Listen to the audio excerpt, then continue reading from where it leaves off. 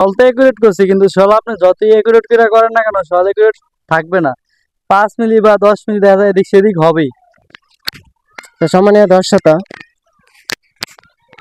যখন একটি বিল্ডিং এর পিলার নির্মাণ হয় তখন অবশ্যই আপনাদের পিলারগুলো অ্যালাইনমেন্ট ঠিক রাখতে হবে এবং সল ঠিক রাখতে হবে। কারণ পিলারের সল যদি আপনাদের ঠিক না থাকে তাহলে কিন্তু আপনাদের বিল্ডিং দুর্বল হবে এবং ভূমিকম্পের সময় ক্ষতি হবে। তাই যেভাবেই হোক পিলার আপনাদের সলে রাখতে হবে একুরেট। কারণ দেখা গেছে 2-1 মিলি এদিক সেদিক হলে আপনাদের ভবনের কাঠামোর কোনো ক্ষতি হবে না। দেখা গেছে 1/2 ইঞ্চি 1 ইঞ্চি যদি বাঁকা হয় পিলারটা তাহলে কিন্তু আপনার কাঠামোর ক্ষতি হবে। কারণ পিলার তখন আপনাদের ভূমিকম্পের সময় ফাটন ধরতে পারে বাঁকা হলে। এই যে টানবুল লাগাইছেন, বাঁশ লাগাইছেন, তারপরও সল এদিক ওদিক হবে কেন? এদিক এদিক দেখা যায় আপনি যখন মালটা ওরা ঢালে, ঢালার সময় ওরা এই রড গুলা ধরে ওঠে, বা আমরা যখন বাইবেট করি যে কোনো জায়গায় একটু না একটু লাড়া খাই, এদিক সেদিক একটু লাড়া খেলে তখন এটা দেখা যায় 5-10 মিলি এদিক হবেই, এদিক সেদিক হবেই। ফিটিং করার পরে উপরের ক্লিয়ার কাভারিং ঠিক করে যদি আপনারা সলটা করেন তাহলে আপনাদের সলটা একুরেট থাকবে। আর যদি দেখা গেছে বোর্ড ফিটিং করে সল করে আপনারা ক্লিয়ার কাভারিং ঠিক করলেন, তারপরে মই লাগায় ঢালাই কাজ করা হলো, তাহলে দেখা গেছে আপনাদের সলটা কিন্তু দুর্বল হবে এবং কি একুরেট সল হবে না। সলগুলো একুরেট পাই, তো এখানে আবার বেশ কম হবে কেন? আপনারা তো দেখেন, আমরা তো দেখি যে আমরা তো আপনাদের যখন চেক দেই তখন তো অ্যাকুরেটই থাকে। দেখা যায় আমি বললাম যে যখন ঢালাই দেওয়া হয় তখন তো তখন এটা তো আর এভাবে কলমটা এখন যেভাবে স্থির দাঁড়ায় তখন তো এটা স্থির দাঁড়ায় থাকে না, তখন এটা ভাইব্রেট করা হয়। তারপরে ঢালাই যারা ঢালাই নিয়ে ওঠে তারা দেখা যায় রড গুলা ধরে ওঠে, কলমটা ধরে ঝাঁকা দেয়, এইভাবে আর কি এদিক সেদিক 5-10 মিলি হয়ে যায় বেশ কম।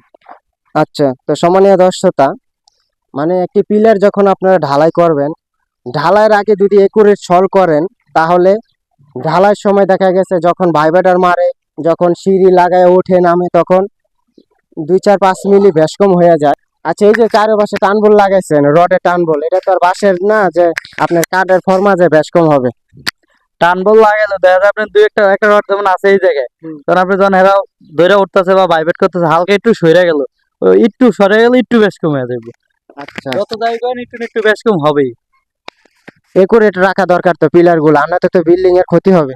এই করে টাকা দরকার, এই 5-10 মিনিট এটা আপনার বিল্ডিং এর কোনো ক্ষতি না। বিল্ডিং এর আপনার 1 থেকে 1.5 ইঞ্চি যদি সরে যায় তাহলে এটা কলম ক্ষতিপূর্ণ, ঝুঁকিপূর্ণ আর কি। তো সম্মানীয় দর্শকরা, যখন একটি বিল্ডিং এর পিলার নির্মাণ হয় তখন অবশ্যই আপনাদের পিলার গুলো অ্যালাইনমেন্ট ঠিক রাখতে হবে এবং সল ঠিক রাখতে হবে। কারণ পিলারের সল যদি আপনাদের ঠিক না থাকে তাহলে কিন্তু আপনাদের বিল্ডিং দুর্বল হবে এবং ভূমিকম্পের সময় ক্ষতি হবে। তাই যেভাবেই হোক পিলার আপনাদের সলে রাখতে হবে একুরেট। কারণ দেখা গেছে 2-1 মিলি এদিক সেদিক হলে আপনাদের ভবনের কাঠামোর কোনো ক্ষতি হবে না। দেখা গেছে 1/2 ইঞ্চি 1 ইঞ্চি যদি বাঁকা হয় পিলারটা তাহলে কিন্তু আপনার কাঠামোর ক্ষতি হবে। কারণ পিলার তখন আপনাদের ভূমিকম্পের সময় ফাটন ধরতে পারে বাঁকা হলে। তো এর ফলে পিলার আপনাদের অ্যালাইনমেন্ট ঠিক রাখতে হবে, পিলারের সলটা একুরেট রাখতে হবে। দেখা গেছে কাজের ক্ষেত্রে যখন একুরেট সল করা হয়, কাজের ক্ষেত্রে দেখা যায় যদি বাঁকা হয় 2-4-5 মিলির বেশি হলে আপনাদের কিন্তু পিলারের ক্ষতি হবে, ভূমিকম্পের সময় ফাটন ধরতে পারে এবং কি আপনার বিল্ডিং ঝুঁকির ভিতরে থাকবে। তো অবশ্যই যখন একটি পিলার সল করা হবে পিলারটা আপনাদের একুরেট সল করতে হবে। তো পিলার সলই হচ্ছে গিয়ে মেন।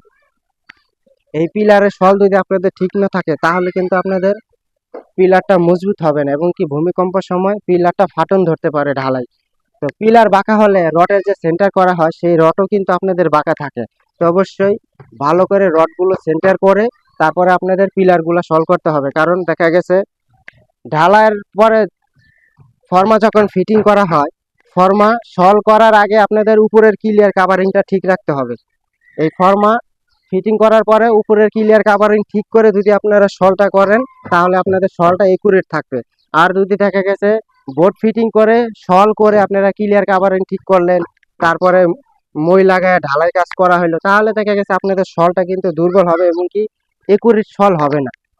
2-4-5 মিলি যেখানে হলেও মানা যায় সেখানে যদি 1/2 ইঞ্চি ব্যবধান হয়ে যায় তাহলে কিন্তু আপনাদের কলমের ঝুঁকিপূর্ণের ভিতরে থাকা যাবে এবং কি কাঠামোগতভাবে আপনাদের কলমটা মজবুত হবে না।